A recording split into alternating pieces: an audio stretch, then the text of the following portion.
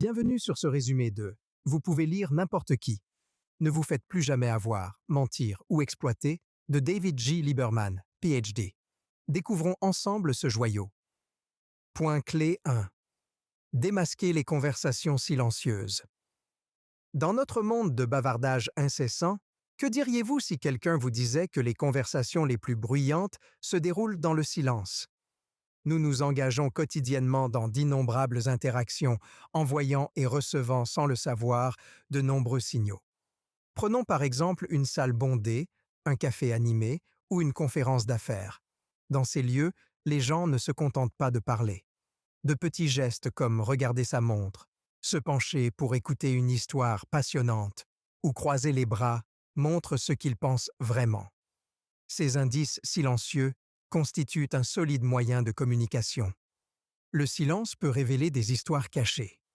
Lorsqu'un politicien est confronté à une question délicate, le fait de se toucher le nez peut en révéler davantage que sa longue réponse.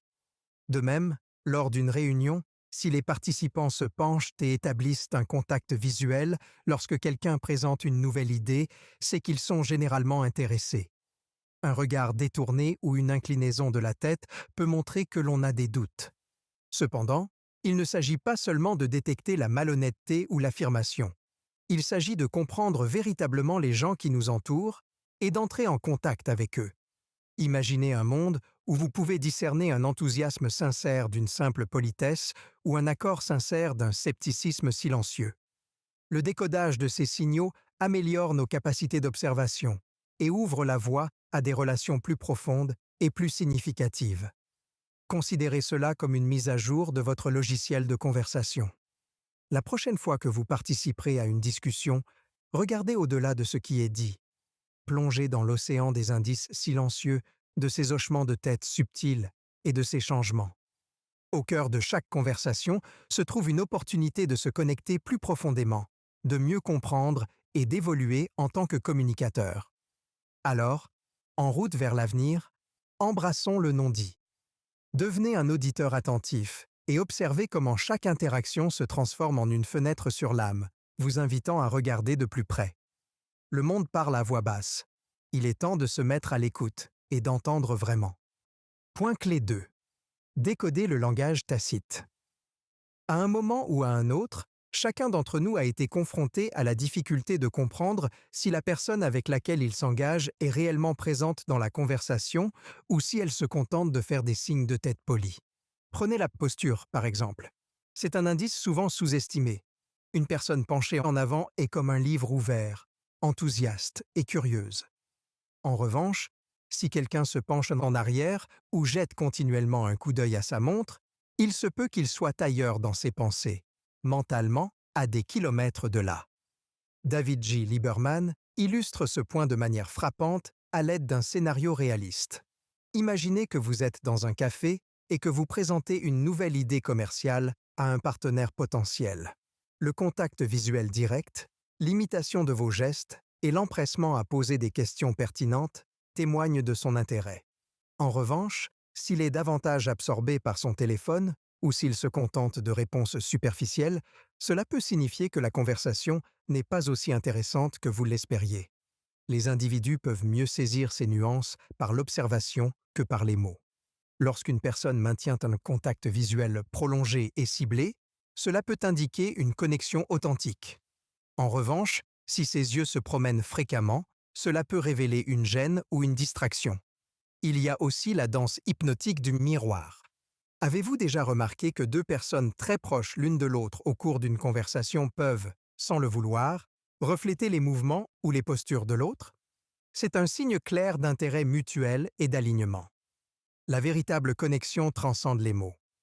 De plus, nous ne saurions trop insister sur l'art de l'écoute active. C'est une chose d'entendre des mots et une autre de les absorber, de les traiter et de répondre de manière significative. Un interlocuteur engagé ne se contente pas de consommer passivement des mots. Il les intègre dans des commentaires et des demandes de renseignements pertinents ou les répète parfois pour s'assurer qu'ils sont clairs. Saisir ces indicateurs silencieux devient une boussole qui nous guide vers des dialogues plus sincères, plus enrichissants et plus percutants. Ils permettent de discerner l'intérêt, de rationaliser les efforts et de favoriser l'établissement de liens plus profonds. Tout au long de notre vie, chaque conversation est une opportunité. Après tout, dans notre monde au rythme effréné, se connecter ouvertement, et pas seulement converser, est un don. Nous pouvons l'entretenir et l'affiner avec un peu d'observation et de compréhension. Le saviez-vous? En 1996, le professeur de neuropsychologie Joe Tex du Boston College a publié une étude sur la relation directe entre les expériences stressantes et la vitesse de clignement des yeux. Plus les gens sont nerveux, plus ils clignent des yeux. Il a fait cette découverte en analysant les débats présidentiels de Bill Clinton et de Bob Dole et en les comparant à des prestations ordinaires à la télévision. Point clé 3. L'art de l'observation. Dans les interactions humaines, nombreux sont ceux qui se sont appuyés sur le modèle des types de personnalités pour déchiffrer les comportements et les réactions.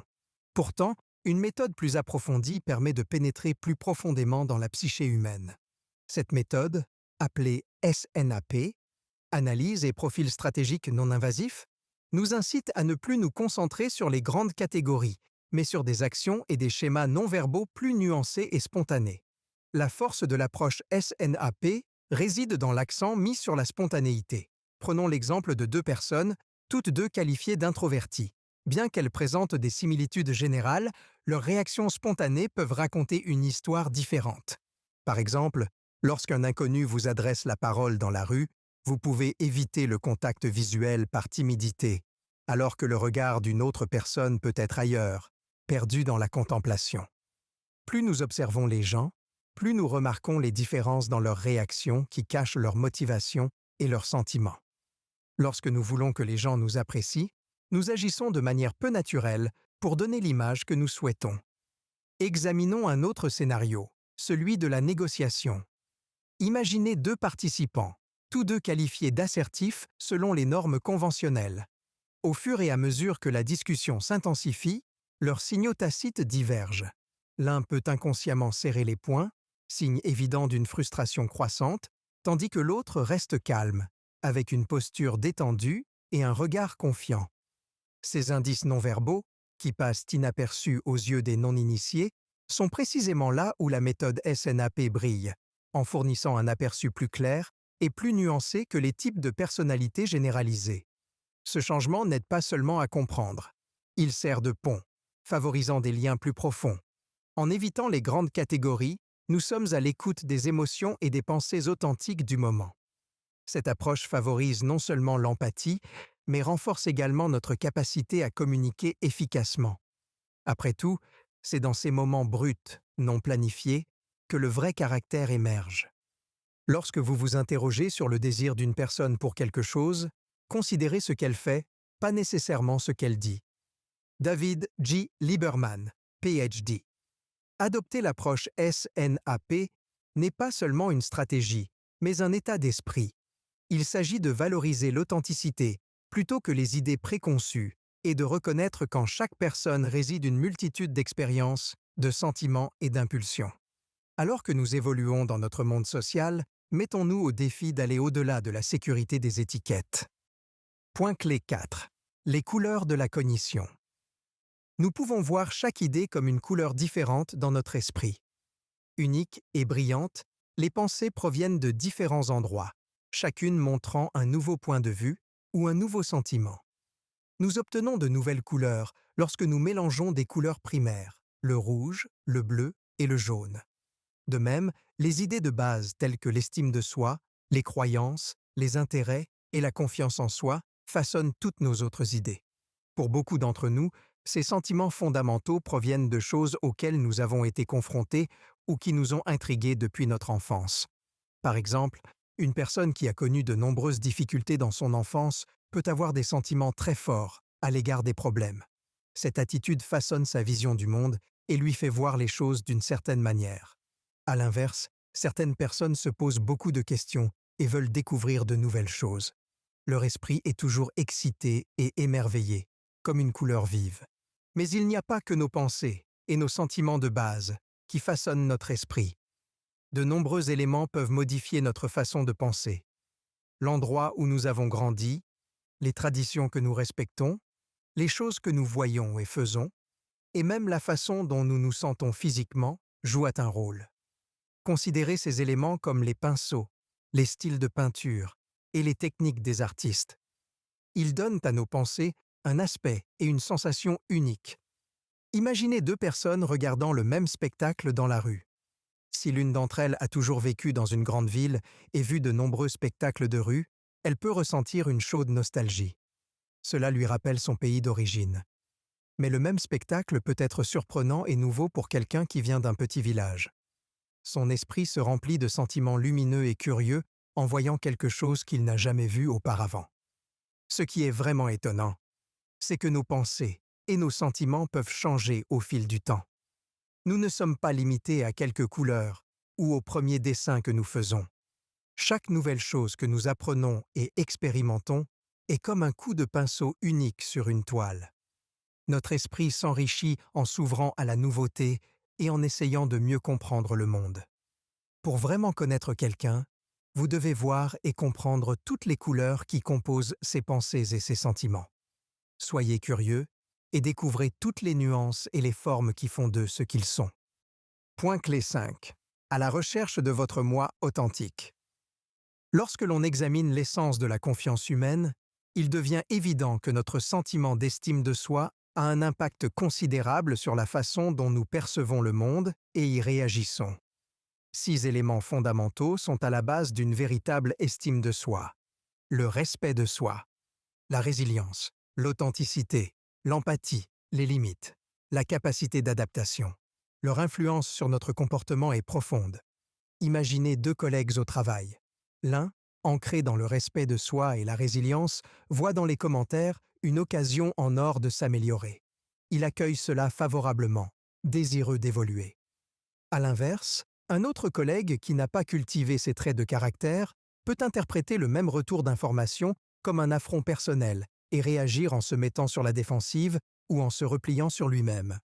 Une solide conscience de soi permet aux individus de rester inébranlables dans leurs croyances fondamentales. Ils ne vacillent pas et ne se réinventent pas en fonction des attentes extérieures. Cependant, leur enracinement n'implique pas la rigidité. Une forte estime de soi leur permet de s'adapter avec grâce aux fluctuations de la vie, à l'image d'un arbre qui oscille au gré du vent tout en restant enraciné. La véritable confiance en soi consiste à embrasser l'authenticité. Mais il y a un piège. Les personnes qui affichent leur confiance en elles ne sont pas toutes véritablement sûres d'elles. Certaines portent simplement des masques dissimulant de profondes insécurités. Il est essentiel de reconnaître ces masques. Voici 5 signes révélateurs de ces façades. La surcompensation. Vous connaissez peut-être quelqu'un qui ne cesse de se vanter. Sous cette attitude fanfaronne se cachent peut-être des insécurités profondes. La recherche obsessionnelle de la perfection. Pensez à quelqu'un qui ne peut tolérer la moindre imperfection, peut-être poussé par une peur sous-jacente du jugement. Les personnes qui cherchent à attirer l'attention. Ces personnes recherchent constamment l'attention, se sentant incomplètes sans public. La dépendance à l'égard d'une validation externe. Lorsque l'estime de soi d'une personne dépend de likes ou d'éloges virtuels, c'est souvent le signe d'un profond malaise intérieur. Les amateurs de confrontation et de défis. Certaines personnes recherchent des tâches et des discussions complexes, non pas pour s'épanouir, mais pour prouver aux autres qu'elles sont capables de relever des défis. Comprendre ces masques est transformateur. Cela permet de mieux cerner les personnes qui nous entourent et, plus important encore, de déclencher une introspection qui nous incite à examiner de plus près notre valeur personnelle. Le message principal est qu'il est important d'entretenir une véritable estime de soi. La véritable confiance en soi ne repose pas sur des façades ou une quête insatiable de la perfection. Il s'agit de s'accepter pleinement, imperfection comprise, et de mener sa vie avec authenticité.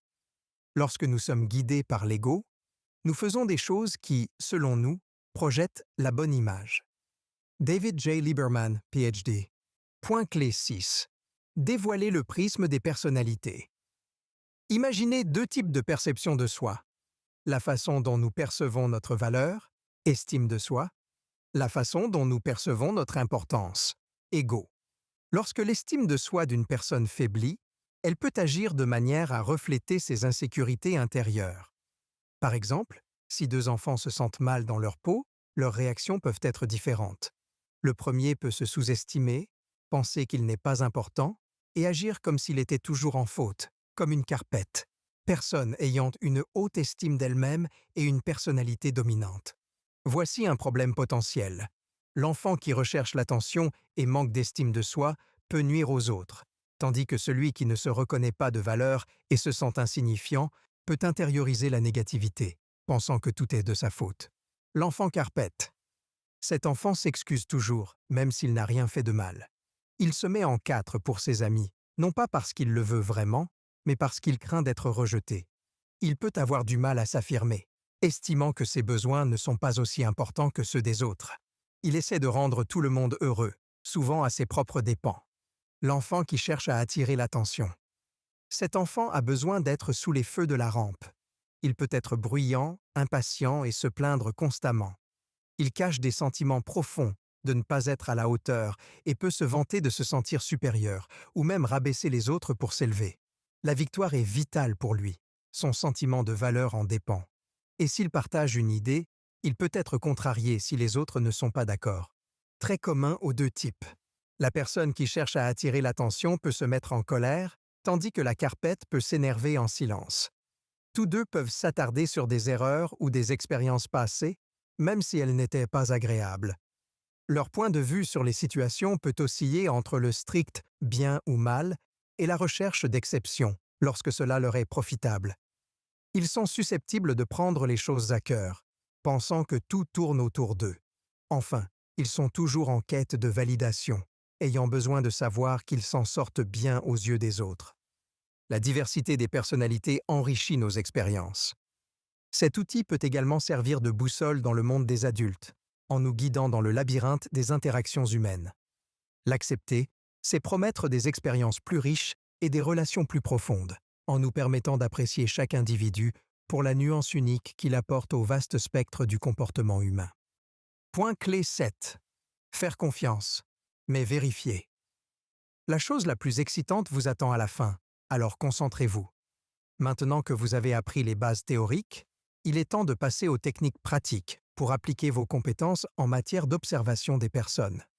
Dans l'étape suivante, vous explorerez 5 techniques amusantes qui vous aideront à reconnaître les mensonges et à lire les signes non évidents dans les actions et les paroles des individus. Technique 1. Le télépathe. Pour approcher une personne que vous soupçonnez de méfaits, posez-lui une question sur la situation et observez sa réponse.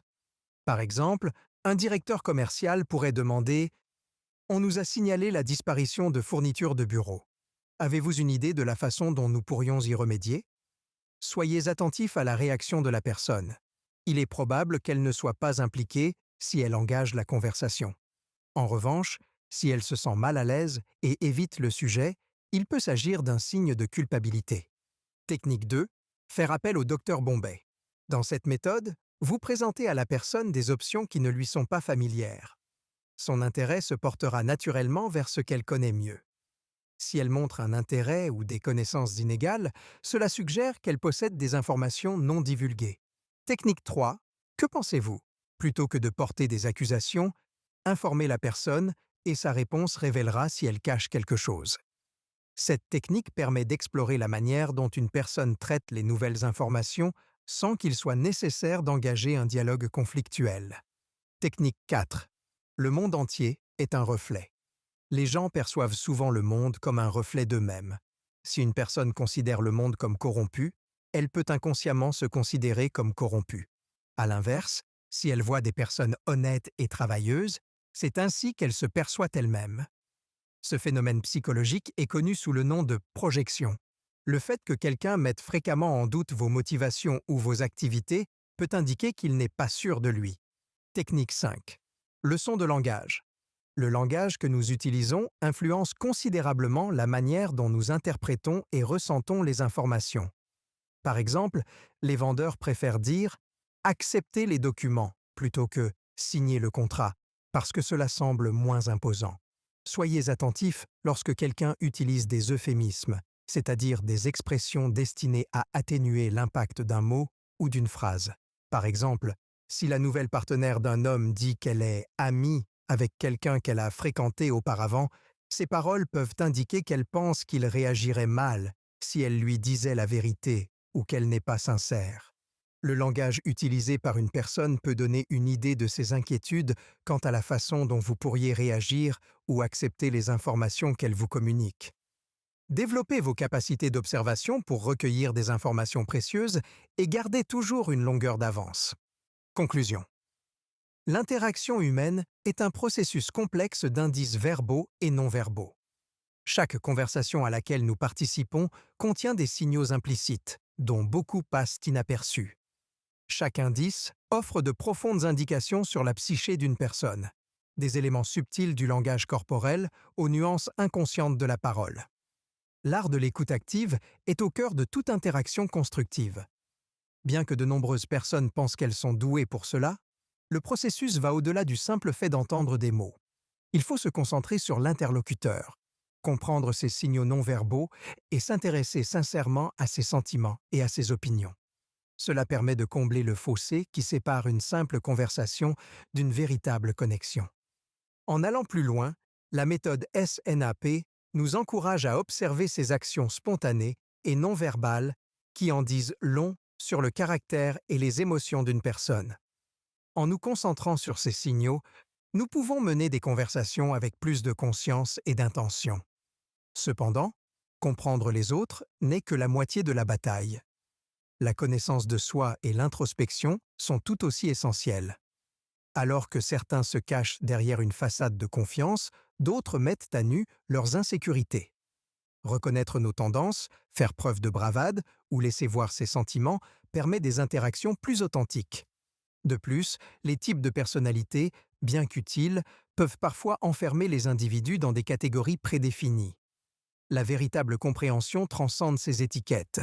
Au contraire, se concentrer sur les sentiments, les expériences et les perspectives individuelles favorise l'établissement de liens plus profonds. Rappelez-vous que chaque interaction est une opportunité. En épluchant les couches de l'interaction humaine, nous ouvrons la porte à des relations plus épanouissantes. Essayez ce qui suit. Pratiquez l'écoute active lors de votre prochaine conversation et engagez-vous en posant des questions pertinentes. Observez les signaux non verbaux des gens, notamment la posture, le mouvement des yeux et les gestes spontanés. Réfléchissez à vos comportements. Projetez-vous une véritable estime de vous-même ou vous cachez-vous derrière une façade? C'est tout pour l'instant. D'autres résumés passionnants sont à portée de clic.